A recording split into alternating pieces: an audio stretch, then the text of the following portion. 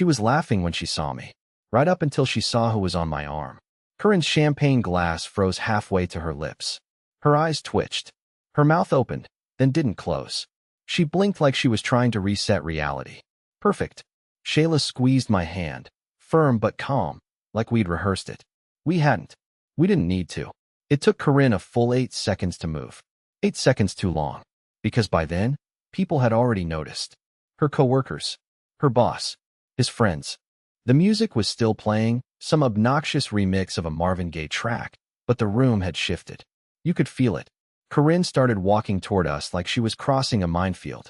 Smile tight, heels clicking, and then her voice, sickly sweet, stretched thin. Everett, what are you doing here?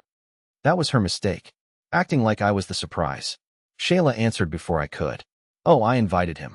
I figured if you get to sleep with my husband, I should at least get to meet yours. The woman holding a tray of shrimp cocktails gasped. Someone dropped a glass behind us. And me? I just stood there, trying not to throw up. Not from nerves. Not anymore. From the sheer weight of what it took to get to that moment. Because 14 nights ago, I was crying in my car outside a Walgreens, clutching a bottle of antacids and wondering why my wife kept working late. And now? Now I was walking into her affair like it was a red carpet. And I wasn't alone. 14 nights earlier, I was hunched over the steering wheel of my beat-up Nissan, parked behind a Walgreens, hands shaking from something I didn't have a name for yet. I wasn't crying like in the movies. It was Messier. My face was just leaking. I couldn't even tell if I was more nauseous or furious. I kept staring at the receipt in my hand like it would explain everything. It didn't. It was just a stupid receipt from a boutique hotel across town, folded up in the side pocket of Corinne's gym bag. Dated 3 weeks ago. She had told me she'd been at a yoga retreat that night with her wellness circle. That's what she called it. A group of women who shared gluten-free recipes and took digital detox weekends together. I never questioned it. I mean, what kind of guy accuses his wife of cheating on him during a sound bath? But here's the thing about yoga pants. They have zippers. Tiny ones. And inside that tiny zip pocket was a single, pale gold bobby pin. Not hers. She has auburn hair. This was blonde. And not even her brand. I knew, because I've stood in pharmacy aisles holding her preferred brand like an idiot more times than I can count. So I cracked. I did what I promised I'd never do. I looked through her old iPad. She barely used it anymore. Claimed the battery was trash, but I knew she used to link it to her phone. Maybe she forgot to log out. Maybe the universe decided I deserved at least one breadcrumb. And there it was. Messages. Hidden. Archived.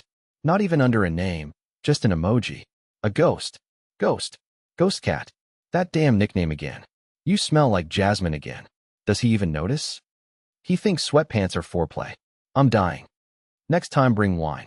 And not that cheap crap he drinks. I felt like I'd swallowed a mouthful of thumbtacks. I couldn't believe what I was reading. But it wasn't just the texts. It was the videos. One from the hotel. Blurry, but unmistakable. Her laugh. His voice. His hand on her thigh. The way she said, stop, and didn't mean it. I don't know how long I sat there, staring at the screen like it was on fire. Maybe hours. I only remember the buzzing. Not from the iPad, from me.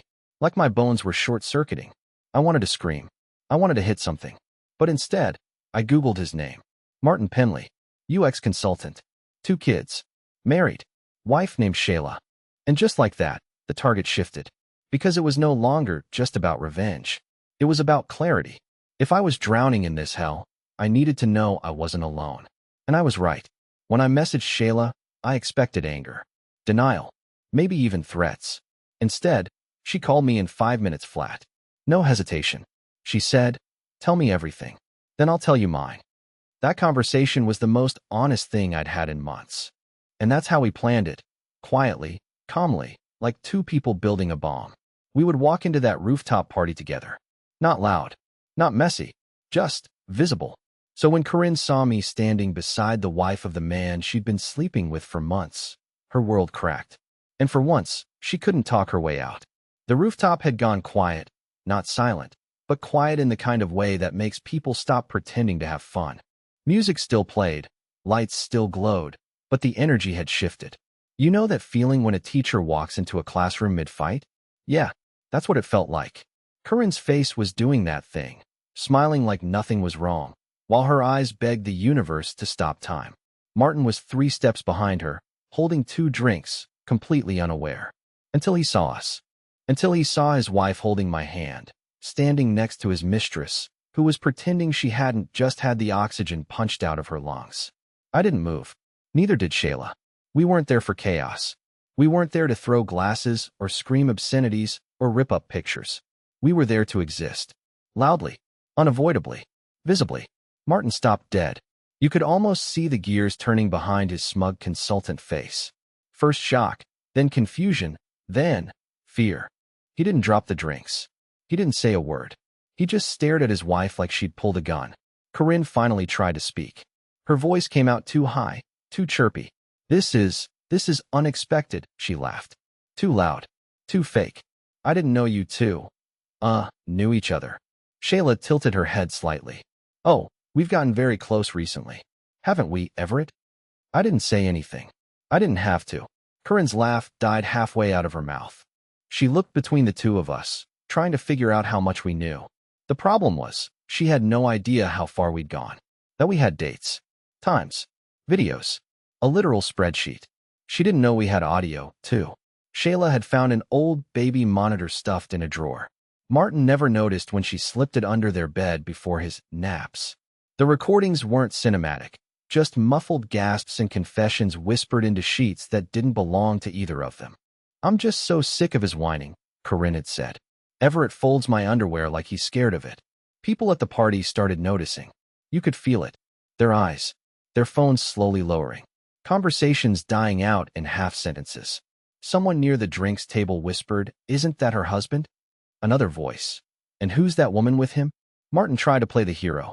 "Okay, I think this has gone far enough," he said, stepping forward. "Let's take this conversation somewhere private." But Shayla cut him off like a guillotine. "Oh, you mean like the hotel room you lied about to go screw my friend's wife?" That's when the music actually stopped. The DJ, some poor intern with a Bluetooth controller, must have panicked. Because suddenly there was no bass line to hide behind. Just the sound of my wife gasping and Martin sputtering like someone had just thrown cold water in his face. And then Corinne did something I never expected. She reached for my hand. Mine. As if this was some twisted misunderstanding and all we needed was a private talk and maybe a shared Uber home. "Everett," she said quietly. "Please, can we just talk?" I looked at her hand, then back at her face. "No," I said. Calm. Cold. "You already talked. For months. To him." And I turned away. Shayla and I walked straight past them, leaving 2 cheaters standing in the middle of their precious rooftop fairy tale, exposed like mannequins with all the wrong clothes on. But this wasn't the end. Not even close. Because what happened next took everything to a level none of us were ready for. We didn't make a scene when we left the rooftop. We didn't need to. That party would be remembered for the moment we showed up, not the moment we walked away. Shayla and I stepped into the elevator like nothing had happened. She fixed her lipstick in the mirror. I stared at my reflection and tried to remember how I even got here. I thought that would be the high point. Or the low. I honestly couldn't tell anymore. But I was wrong. What came next was something I never intended. Something that spiraled out of my control in the best possible way. We hadn't even made it home when Shayla's phone started blowing up. Calls. Messages. Group chats. Some were from her mutual friends, some from Martin's colleagues. One message just said, "You should see this. Now." A video. From the party. Of us. Walking in. Her line. "I figured if you get to sleep with my husband, I should at least meet yours." Clear as day. You could hear the gasp.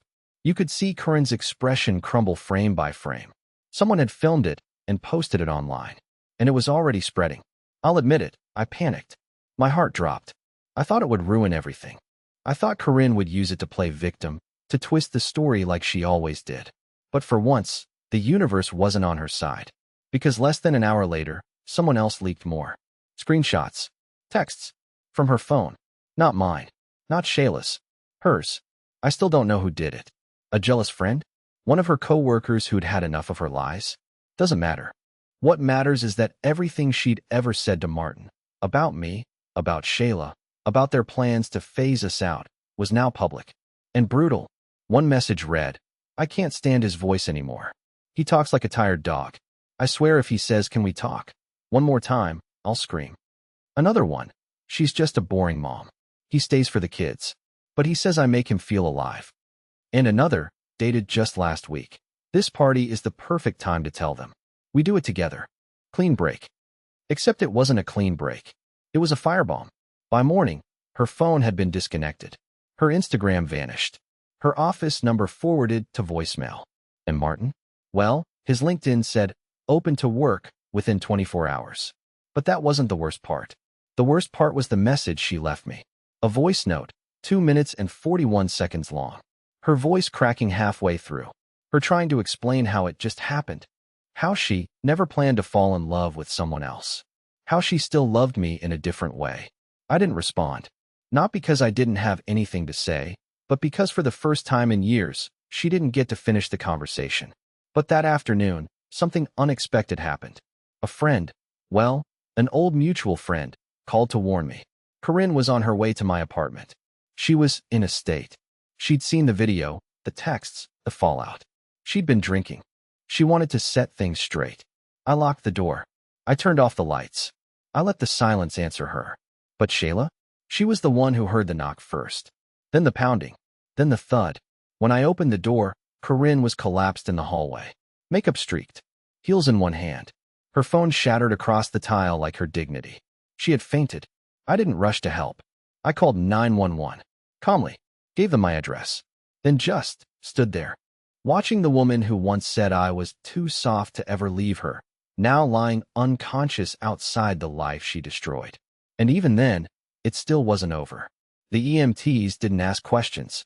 They just lifted her off the floor like she was any other case. But to me, she looked like a collapsed statue. Her confidence shattered. Her mask gone. Her carefully crafted persona, Corinne the charming, the dazzling, the untouchable, reduced to a woman on a stretcher with mascara smeared halfway down her cheek and blood on her ankle from where her heel had cut her. I didn't ride in the ambulance. I didn't follow. I just stood in the doorway and watched until the lights disappeared into the city. Shayla stood behind me in silence. She didn't say a word. She didn't need to. There was nothing left to say. I got a call from the hospital 2 hours later. She's conscious, the nurse said. She's asking for you. She says it's urgent. I almost hung up. I should have, but I didn't. I went. I don't know why. Closure? Curiosity? Maybe the sick part of me wanted to see if she'd even try to lie again. I wanted to look her in the eyes and know, once and for all, if there was anything real left beneath the wreckage. When I walked into that room, I expected drama. I expected tears, or accusations, or twisted explanations wrapped in half-truths. But what I saw instead was worse. She looked empty. Not broken. Not ashamed. Just hollow. Like someone who finally realized the house she burned down had no insurance. I didn't mean to hurt you, she said, her voice hoarse and quiet. I thought I'd be happy. I really thought he loved me. I didn't speak. I thought you'd just move on, she whispered. That you'd find someone nicer. I didn't think it would matter this much. I finally sat down. Not out of compassion, out of disbelief. That's your excuse? I asked. That I'd find someone else, so it wouldn't matter if you ripped my life in half. She didn't answer. But then she looked at me with something I hadn't seen in years. Fear. Real fear. Not of me. Of what came next. She reached for my hand. Out of habit, out of desperation, I don't know, and I pulled it away. That small motion shattered something between us permanently. You don't get to touch me, I said. Not anymore. She swallowed hard. They're saying I could lose my job over this. The texts. The video. I think Martin's going to try to blame everything on me. Say I seduced him. Say I leaked it all. I looked at her, and for the first time in a long time, I saw her clearly. Not as my wife. Not as a monster. Just as someone who was finally feeling the weight of every lie she told. And then she said the thing that almost made me laugh out loud. We can fix this, Everett. I know it's broken, but if we go public, say we were separated, that I had a breakdown. Maybe we can save our reputations. Start over. Together. Together. I stood up and looked down at her in that hospital bed, surrounded by white walls and heart monitors. You're not trying to save the marriage, I said. You're trying to save yourself. She opened her mouth, but nothing came out. I turned to leave. And just before I walked out, I said one last thing. You should ask Martin's wife how she handles betrayal. Because I think she's just getting started. Then I left her there, alone with her bandages, her four, and the echo of a life she'll never get back. And Shayla? She was waiting for me outside. But what she had in her hand was something I didn't expect, something that would change everything again. Shayla was standing outside the hospital entrance, arms crossed, back against the concrete wall. The glow of the streetlight above her looked almost theatrical, like she'd been waiting for this moment in rehearsed silence. She didn't ask how it went. She didn't have to. She could read it in my face. She still thinks this is salvageable, I muttered, unlocking my car door. She wants to play the sympathy card, turn this into some kind of PR campaign for forgiveness. Shayla sighed. They always do, until they realize no one's listening anymore. But then she reached into her purse and pulled out a white envelope. Martin dropped this off at my sister's place, she said, holding it out like it was something toxic. He didn't have the nerve to show his face, just sent it with a note. For Everett. He deserves to know. I stared at it, unsure whether to tear it open or toss it straight in the trash. Read it, Shayla said. It's not what you think. I opened it right there in the parking lot. His handwriting was neater than I expected, clean, sharp letters like someone used to filling out job applications and pretending to be stable. But the content? It was a different kind of chaos. It started like a confession, or maybe a deflection disguised as one. He wrote about how it started with innocent messages, how Corinne had vented about me, how he had listened and understood, and then, eventually, crossed a line. But he didn't stop there. No, Martin wanted to drag everything into the light. He claimed Corinne told him everything, about our finances, about our intimacy issues, about my therapy sessions. She had mocked my anxiety, called me a walking Hallmark card with abandonment issues, said I needed constant validation like a dog who never got pet enough. And then came the final blow. Martin claimed that Corinne was planning to leave me before the affair was exposed. Not to be with him, but because she had already moved money into a private account. She'd opened a shell LLC in a state I'd never even been to. She was going to disappear with half my savings and file for divorce from a beach in another time zone. She was using me to test the escape plan, he wrote. But then she started lying to me, too. I wanted to scream. Instead, I folded the letter back into the envelope and stared out into the dark. She was never going to stop, I said. Shayla didn't respond. She looked tired in a way I hadn't seen before. Not just exhausted, done, like she'd run out of grief and had nothing left but facts. I filed for separation this morning, she finally said. I don't want to waste another week pretending I don't know how this ends. I nodded. I'm starting the paperwork tomorrow. But then Shayla hesitated. There's one more thing, she said. She pulled up an email on her phone and handed it to me. It was from Corinne, sent to her. Subject, we both lost something. The message was short, but venomous. Corinne blamed Shayla for escalating everything, said she humiliated another woman just to feel powerful, and ended with a line that stopped me cold. Don't act like you didn't know he was talking to someone else during all this. Martin wasn't just lying to me. Shayla didn't flinch. I don't know what she's trying to stir up, she said. Maybe it's another lie, but I figured you should see it. I looked at her, really looked, and for the first time since all this started, I didn't know what to feel. Because if Corinne was lying, it meant nothing changed. But if she wasn't, then the only person I trusted in all this had also been keeping something from me. And that changed everything. I couldn't sleep that night. I laid in bed with the letter from Martin still echoing in my head, and Corinne's email burning through my thoughts like acid. My phone was face down on the nightstand, but I kept glancing at it like it would solve everything just by lighting up. And then, around 2:47 a.m., it did. A text from an unknown number. Just 5 words. Ask Shayla about Seattle. No punctuation. No name. Nothing else. I sat up, heart pounding, mind racing through every conversation I'd had with Shayla. Seattle had never come up.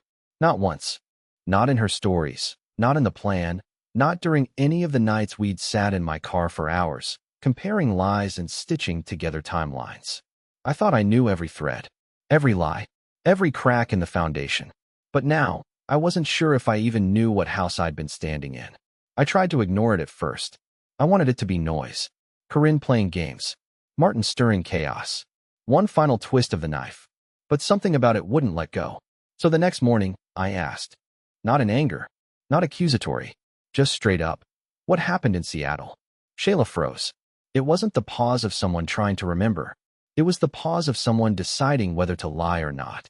I used to live there, she said finally. Before I met Martin. I waited.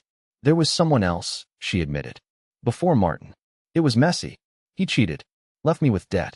I don't talk about it because I spent 2 years getting out of it. I nodded, but something about her tone didn't line up.